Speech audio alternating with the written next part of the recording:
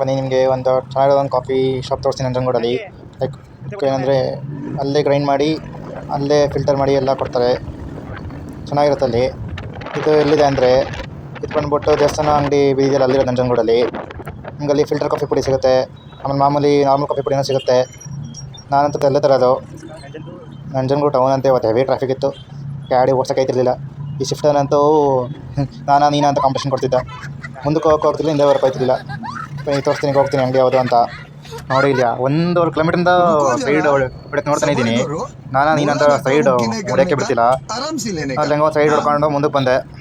Next ಅಂಗಡಿ bill ತಿರ್ತೀನಿ ಬನ್ನಿ. ಇಲ್ಲಿ ನೀವು ಬೆಂಗಳೂರಲ್ಲಿ ಓಡಿಸೋದು ಒಂದೇ, ನಂಜನಗೂಡಲ್ಲಿ ಓಡಿಸೋದು ಒಂದೇ ಅಂತಾಗಿದೆ ಈಗ.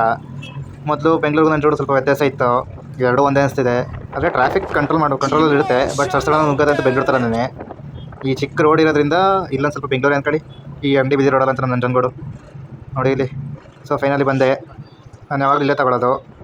ಅಲ್ಲಿ ತೊಗೊಂಡು ವಾಪಸ್ ನಾನು ಇನ್ನೊಂದು ಕಡೆ ಹೋಗಬೇಕು, ತರಕಾರಿ ಎಲ್ಲ ತೊಗೋಬೇಕದ್ರಿಂದ.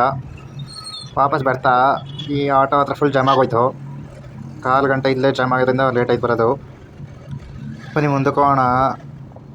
ಮುಂದಕ್ಕೆ ಬಂದು ನೋಡ್ತೀನಿ, ಈ ರೈಲ್ವೆ ಟ್ರ್ಯಾಕ್ ಇದೆಯಲ್ಲ ನಂಜನಗೂಡ್ದು, ಅಲ್ಲಿ ಇದಾಗ ಗೇಟ್ ಹಾಕ್ಬಿಟ್ಟಿದ್ರು.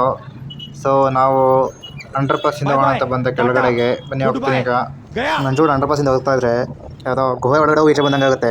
ಅದರಲ್ಲಾದ್ರೆ ರಾಯಲ್ ಎನ್ಫೀಲ್ಡ್ ಡುಗುಡುಗು ಅನ್ನೋದಕ್ಕೂ ಫೈನ್ ಆಗಿರುತ್ತೆ ಸೌಂಡ್ ಅಂತೂ ಅಂಡರ್ ಪಾಸ್ ಒಳಗಡೆ. ಹೋಗೋಣ ಬನ್ನಿ ಮುಂದಕ್ಕೆ. ನೆಕ್ಸ್ಟ್ ವೀಡಿಯೋ ಬೇಕು ಅಂದರೆ ನಿಮಗೆ ವೆಯ್ಟ್ ಮಾಡಬೇಕು. ನೀವು ಸಬ್ಸ್ಕ್ರೈಬ್ ಮಾಡಿದರೆ ಮಾತ್ರ ಪಾರ್ಟ್ 2 ವೀಡಿಯೋ ಸಿಗೋದು, ಇಲ್ಲಾಂದರೆ ನಿಮಗೆ ಅಪ್ಡೇಟ್ ಸಿಗೋಲ್ಲ ಅದು. ಸೊ ಸಬ್ಸ್ಕ್ರೈಬ್ ಮಾಡ್ಕೊಳ್ಳಿ ಬೇಕಾ. Thank you.